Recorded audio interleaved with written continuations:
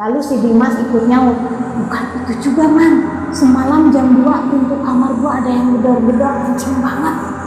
Pas gua intip dari lubang pintu, di lorong itu nggak ada siapa-siapa. Lampu kamar mandi mati total. Tangan Lukman masih penuh sabun. Rian, lu mandiin saklar lampu luar ya?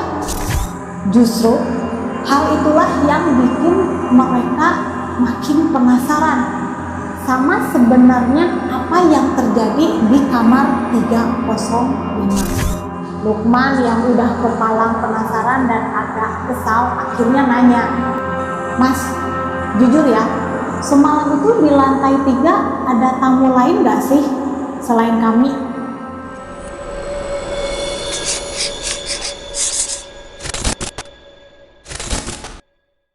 Assalamualaikum warahmatullahi wabarakatuh. Terima kasih sudah mampir di channel Catatan Si Manis Cerita Mistis yang dikemas dengan manis. Untuk yang sedang menonton dan like video ini, aku doain rezekinya lancar. Amin. Malam ini aku mau cerita satu pengalaman seram. Ini kejadiannya nyata yang Lukman alamin sendiri. Sekitar 2 tahun lalu pas dia sama 3 sepupunya Sandi, Dimas, dan Rian lagi liburan dadakan ke Lembang, Bandung. Waktu itu weekend dan namanya juga liburan dadakan tanpa rencana. Lukman berangkat dari Jakarta sore hari. Nyampe di Lembang itu udah malam banget, sekitar jam 10 malam. Dan tebak apa?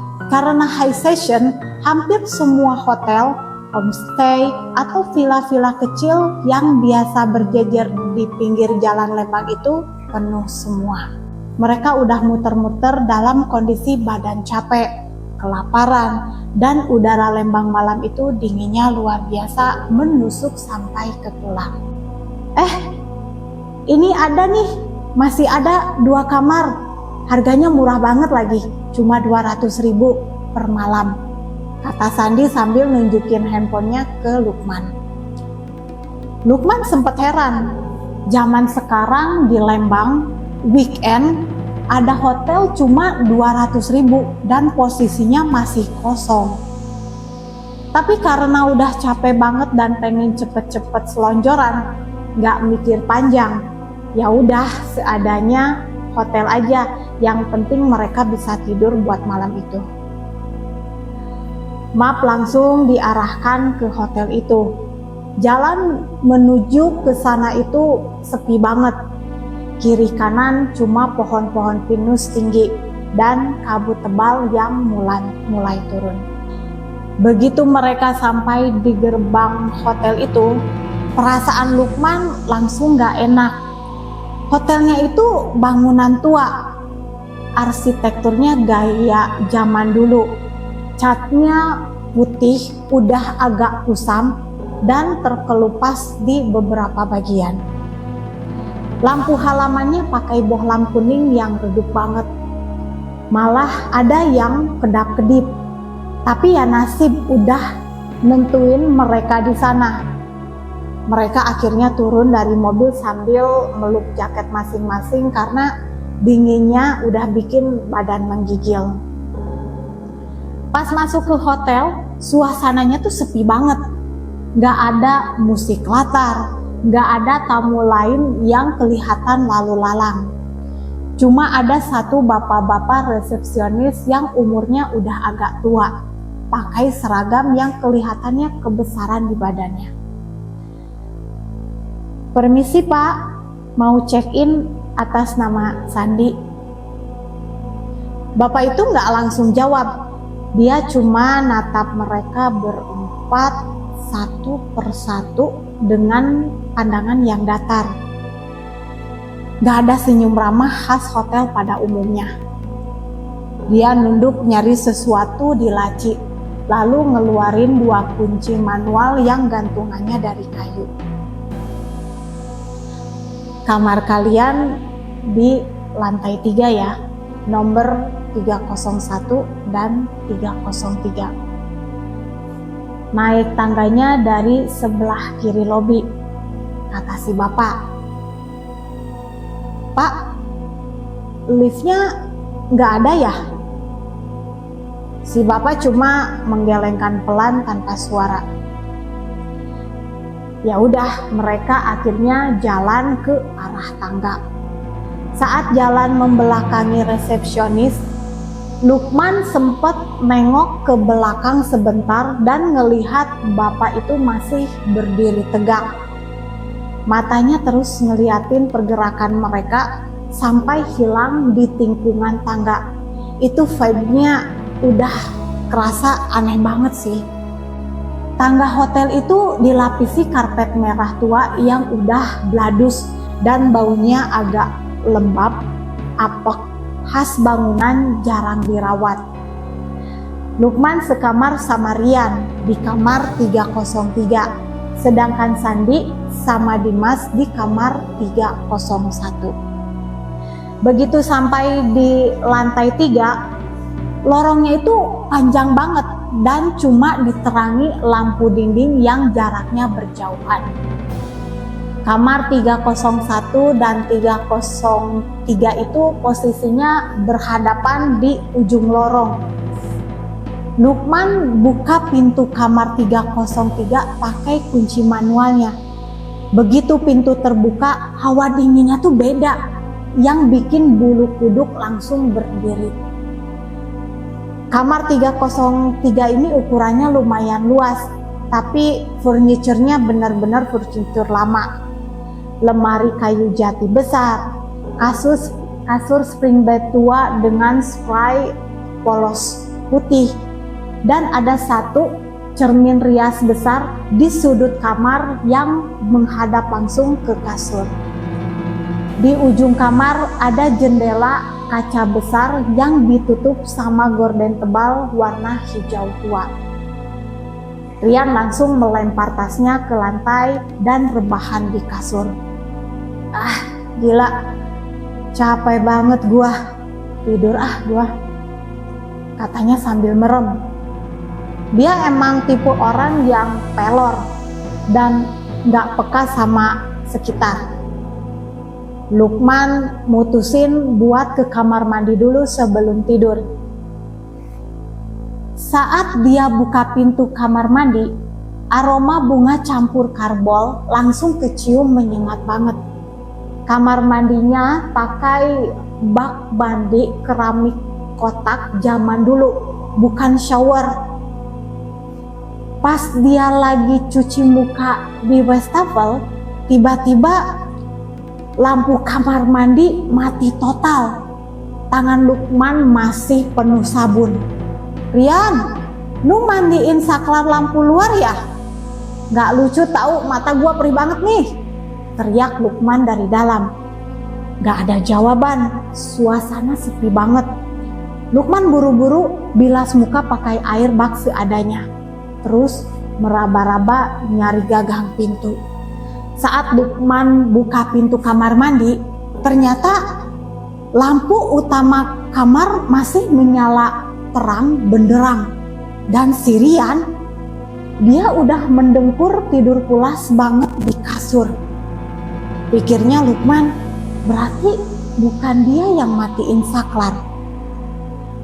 Pas dia jalan keluar kamar mandi, lampu kamar mandi tiba-tiba nyala lagi dengan sendirinya. Lukman langsung buru-buru naik ke atas kasur. Dia langsung menyelimuti badannya dan jantungnya udah berasa deg-degan gak karuan. Lukman coba main handphone buat ngalihin perhatian, tapi sinyalnya di kamar itu bener-bener no service. Wifi hotel pun gak ada. Mau gak mau, Lukman merem maksain diri buat tidur. Kira-kira jam 1 malam Lukman terbangun. Dia kebangun bukan karena alarm, tapi karena kupingnya mendengar suara yang bikin risih. Tok, tok, tok. Suaranya pelan banget. Ternyata sumber suara itu berasal dari gorden hijau tua di ujung kamar. Ada yang mengetuk kaca jendela dari luar. Seketika otaknya langsung mikir keras. Ini lantai 3. Di luar jendela itu nggak ada balkon, cuma langsung dinding luar bangunan yang bawahnya itu jurang kosong penuh pohon bambu. Siapa yang bisa berdiri di luar sana sambil mengetuk kaca jam 1 malam? Lukman keringatan meskipun udara Lembang malam itu dingin banget. Dia nggak berani gerak, cuma melotot menatap gorden hijau itu di kamar. Suara ketukan di jendela itu berhenti, tapi belum sempat dia bernafas lega, terdengar suara lain dari balik dinding kamar tidurnya. Dinding itu perbatasan langsung sama kamar sebelah, bukan kamar 301 tempat Sandi dan Dimas ya, tapi kamar kosong di sebelah kirinya. Dari balik dinding itu, Lukman dengar jelas banget ada suara kaki orang lagi lari-lari kecil. Habis itu ada suara perempuan lagi nangis sesenggukan. Suaranya pelan banget tapi kedengaran sedih. Rian, bangun Rian. Lukman bisik-bisik sambil ngegoyang-goyang badan Rian di sebelahnya. Rian gak bergerak sama sekali, tidurnya kayak orang pingsan. Mungkin akibat dia kecapean di jalan. Lukman malam itu benar-benar ketakutan sendirian. Dia mutusin buat nutup seluruh badan terus pakai selimut sampai ke kepala. Gak lama suara tangisan di sebelah kamar itu perlahan berubah menjadi suara tertawa tapi melengking tipis. Rasanya lama banget sampai akhirnya Lukman gak sadar ketiduran karena saking lelahnya menahan takut. Besok paginya begitu cahaya matahari masuk lewat celah gorden, Lukman langsung bangun dengan perasaan lega yang luar biasa. Dia langsung ngeplak tangan si Rian sampai dia kaget dan kebangun. Apaan sih? Lu rese banget. Ini juga udah masih pagi. Udah. Gak usah banyak ngomong dulu. Kita pack out sekarang juga. Gua gak mau lama-lama di sini, kata Lukman sambil buru-buru masukin baju ke tas. Begitu mereka keluar kamar, pas banget si Sandi sama si Dimas juga baru buka pintu kamar 301 mereka. Muka si Sandi kelihatan pucat banget, matanya merah kayak orang gak tidur semalaman. Pas mereka lagi jalan turun ke lobi, Sandi tiba-tiba nepok pundak Lukman. Man, semalam lu dengar suara aneh gak dari kamar sebelah lu? Emang lu denger juga, San? Iya, gua denger suara cewek nangis sama ketukan di jendela luar 3 lantai. Iya, gua denger suara cewek nangis sama ketukan di jendela luar lantai 3. Lalu si Dimas ikut nyaut, bukan itu juga man, semalam jam 2 pintu kamar gua ada yang gedor-gedor kenceng banget. Pas gua intip dari lubang pintu, di lorong itu gak ada siapa-siapa. Tapi pas gua balik badan mau ke kasur, gagang pintu kamar gua kayak ada yang mainin dari luar. Naik turun cepet banget. Mereka berempat mempercepat langkah kaki ke meja resepsionis buat balikin kunci. Di meja resepsionis, bapak yang semalam udah diganti sama mas-mas muda, sepertinya pegawai shift pagi. Ini mas, kamar 301 dan 303. Kita check out. Mas-mas itu nerima kuncinya sambil senyum ramah. Gimana tidurnya mas? Nyenyak? Lukman yang udah kepalang penasaran dan agak kesal akhirnya nanya. Mas, jujur ya, semalam itu di lantai 3 ada tamu lain gak sih selain kami? Soalnya kamar di sebelah kamar 303 itu berisik banget. Ada suara orang nangis dan lari-larian. Mas resepsionis itu langsung terdiam. Dia ngelihat ke papan gantungan kunci di belakangnya. Terus ngelihat ke arah mereka berempat dengan tatapan yang agak canggung. Aduh mas, mohon maaf ya. Sebenarnya lantai 3 itu sengaja dikosongkan kalau memang hotel lagi nggak benar-benar penuh banget. Pegawai itu sempat diam sebentar sebelum lanjut berbicara. Dan kamar di sebelah mas itu, kamar nomor 305, kamar itu udah digembok dari dalam sejak 5 tahun yang lalu. Karena maaf, saya nggak bisa lanjut cerita, ini udah jadi privasi hotel. Setelah ngomong begitu, pegawai hotel langsung menunduk kepalanya dan berkata pelan, "Terima kasih atas kunjungannya ya mas, semoga lain waktu bisa nginep lagi di sini." Si pegawai nggak mau ngelanjutin ceritanya sama sekali. Justru hal itulah yang bikin mereka makin penasaran sama sebenarnya apa yang terjadi di kamar 305. Seketika mereka berempat langsung diam 1000 bahasa.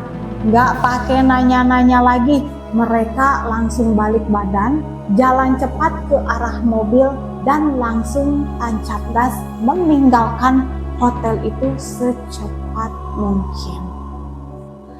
Pengalaman malam itu di Lembang benar-benar ngebekas di mereka. Sejak kejadian itu, setiap Lukman mau liburan atau menginap dimanapun, dia nggak akan pernah lagi mau tergiur sama hotel yang murahnya nggak masuk akal. Apalagi bangunan-bangunan tua yang posisinya terpencil. Karena kita nggak pernah tahu siapa penghuni asli yang sebenarnya lagi berbagi ruangan sama kita malam itu. Itulah pengalaman kisah seram yang dialami Lukman dan ketiga sepupunya. Sampai sekarang kejadian malam itu masih terus membekas di ingatannya.